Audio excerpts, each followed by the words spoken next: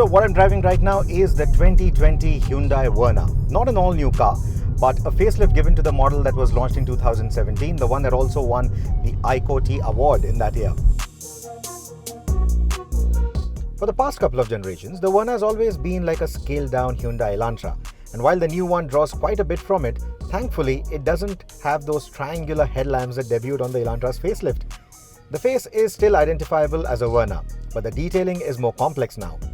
I like the new imposing design for the hexagonal grille and its complex mesh pattern and the interplay it has with the headlights.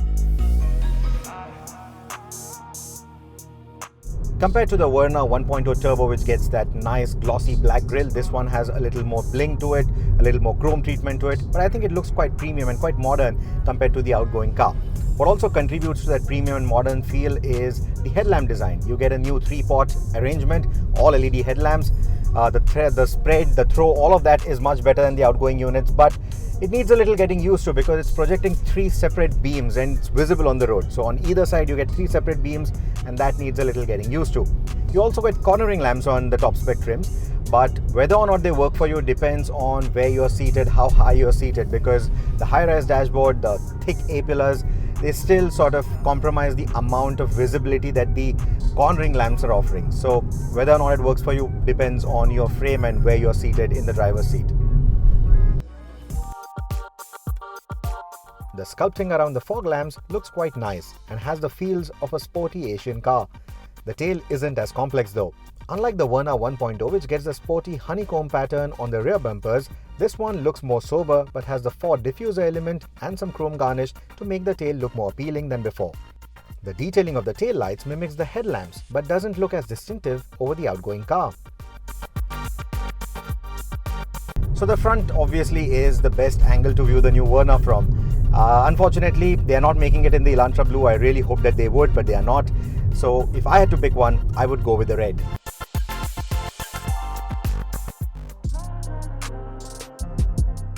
The cabin sees significant changes too, including 2 color options. When I reviewed the Verna originally in 2017, I had hoped that there would be an all-black cabin layout available. Now it is with the facelift if you were to choose the Verna 1.0 Turbo. The 1.5-litre variants get this familiar black and beige treatment. It's always been a Verna favorite, continues to be in this car as well. We are already used to seeing what it looks like. What is new though is the dashboard layout, slightly new. So you get this new infotainment system which now sticks out of the dash more in line with your line of visibility, so you don't have to take your eyes too far off the road. It is 8-inch in size, touchscreen infotainment, gets Apple CarPlay, Android Auto, mated to the Arkamys audio. You also get BlueLink connected tech now.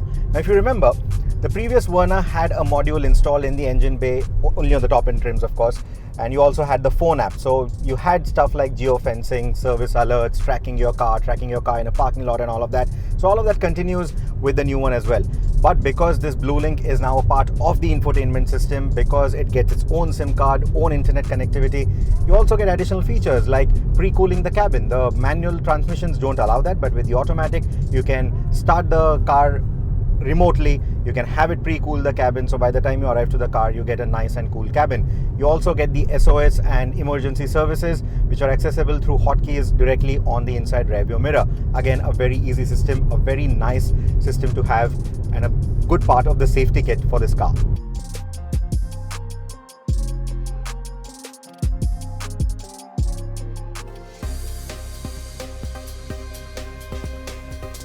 Thanks to the new Honda City, this connected tech won't be the USP for the Verna though, but the slick operation of the infotainment and the premium Arkamys audio system continue to be segment benchmarks.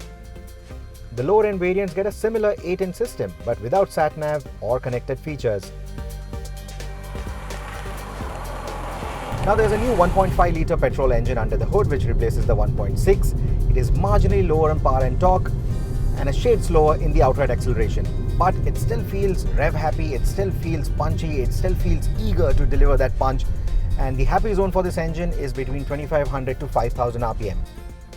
Beyond about 5500 RPM, the power starts to taper off, but between that zone, there is a nice punch to it. So whether you're pulling overtakes or simply driving around in the city, it feels nice.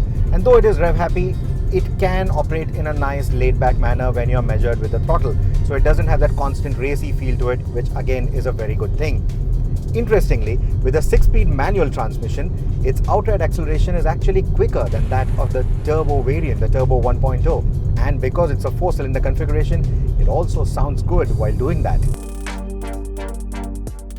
The 6-speed manual has a light clutch pedal and precise throws, and driving the car in the city or cruising on the highway is as convenient and comfortable as before.